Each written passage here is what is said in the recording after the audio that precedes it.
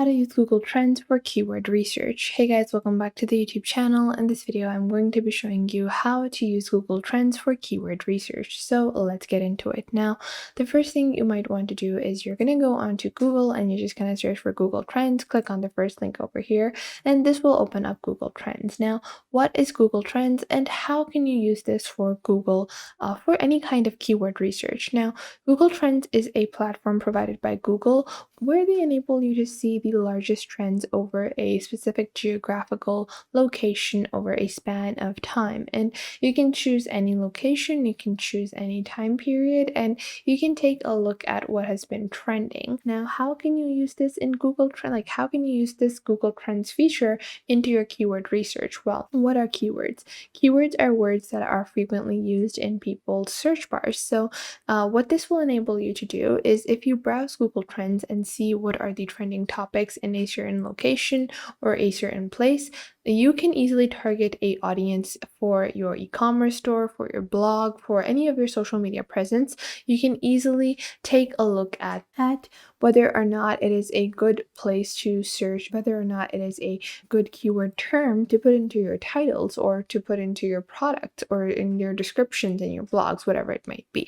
So what you're going to do is you're going to go on your top right over here and you can choose any location you want. So this depends on what kind of audience you are targeting. Let's say I want to write a blog for the United States. I want viewers from the United States. I would just select to the United States over here. And what I'm going to do now is I'm just going to search for any term or topic to see if it's trending or not. Let's say I was planning to write a health and fitness blog. So first off, I'm just going to search for the basic term of health. Now you can see over here, it is actually dropping currently. Like, it's consistent, but it's dropping. So it wouldn't be very efficient for me to write a article directly with the term health in it. Now, instead, what you're going to do is you're just going to scroll down, and now you can take a look at the related topics that are rising or the top topics. So you can see health is a top topic, but if you take a look at the rising topics, which are currently gaining popularity,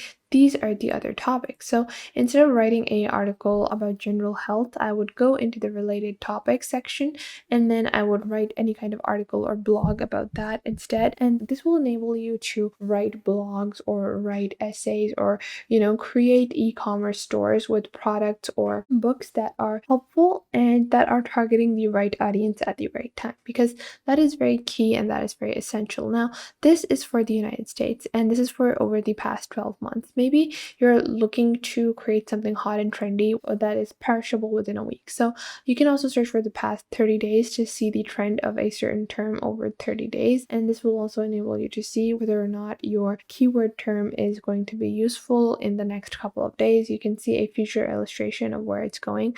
So we can see that health is going to be declining. But if I go into Mental Health Awareness Month, you can see that it had a super high increase over here, which would be May. And now it's decreasing, but it is up from the overall span it usually is. And if I go into the past 7 days, I can get a further larger, far more detailed kind of illustration or graph about the trend. And if the graph is going up, then you want to use that keyword. If the graph is going down, then you don't want to use that keyword. It's that simple and that easy. Now, if you scroll down, you can also take a look at the interest per subregion. So maybe you're writing a local blog about your local eateries, so you can focus on that. Maybe you're only writing about food places in Texas, so you can specify Texas, and then within Texas you can see the trend of a certain term, a certain item, or any kind of thing as well. And if you're writing something like, if you're creating a YouTube channel and you need keywords for that, you can just change it to worldwide because you are looking to garner a larger audience. You can also choose to search if you want it to be a web search, image search, news search, YouTube search. So if you are looking for keywords for your YouTube channel, you can click on YouTube search over here, and then this will enable you to see the interest over time with YouTube specifically. So this will help you get the best results for YouTube optimization. Now, you can also compare two terms. So let's say I was going to create a YouTube video on maybe Kardashians. So maybe I was going to make it on Kylie Jenner or Kardashian. So I'm just gonna search for Kardashian versus, and I'm gonna compare this to Jenner. So what this will enable me to do, you can see over here that overall we have like a steep graph for both. If I go on to the past 4 hours, I can also see the trend as well. So Jenner is most definitely the more popular term. I'm just gonna search for Kim Kardashian like this. So you can see over here, Jenner is most definitely a popular term. So if I was to write a article about both of these people, I would go and put the keyword or the maybe instead of putting in my title Kim Kardashian, I would put Kylie Jenner in the title, or I would put Kylie Jenner in the YouTube video title as well. So this is for YouTube search. I can go on to web search as well to see the differences. Obviously, these differences are slight, but depending on the kind of things that you search, you can find sharp differences in two terms that you probably thought meant the same thing. And a lot of time it does happen like that. You think these two things are, it means the same thing. I can use either term interchangeably, but with keywords, it's very essential that you use the specific keyword because let's say I have monkeypox. This is a disease. So you can see the interest over time. But if I was to go and search for a similar name for monkeypox, then it probably might not be searched that often in the past, 30 days because this is a newer term, this is something new, and maybe the synonym for this term is not just as popular as this one is. Now, not only do you have Google Trends, but you also have platforms like keywordtool.io. So if you're looking for a specific kind of keyword research method for,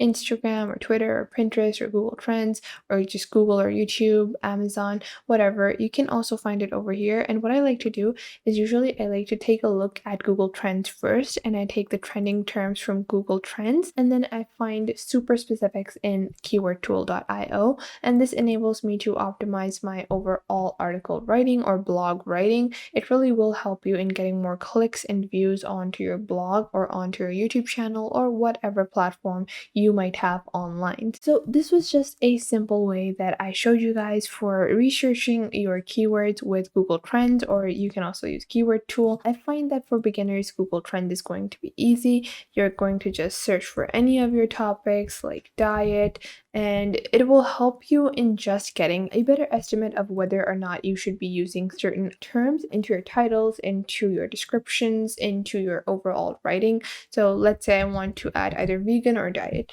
and now you can see over here I have diet is actually still the more popular term instead of vegan. So instead of writing the article like veganism is amazing, I would instead write something like this diet is amazing, and then the article could still be the same. Instead, I would have a more popular keyword term in my article title. This will enable me to get more clicks and more people interested in the article. So you can also see the breakdown by region where people are searching vegan more often and where people are searching diet. And you can also take a look at the overall related queries. You can even form your articles or form your YouTube videos on these related queries, and this will enable you to get a free topic basically for your article or YouTube video. So that was it for today. I hope you guys found this video helpful. Make sure to leave a like and subscribe to the YouTube channel. And if you have any questions regarding keywords or Google Trends, leave them in the comment box down below and I will try to answer them as soon as possible. And I will catch you guys in the next video.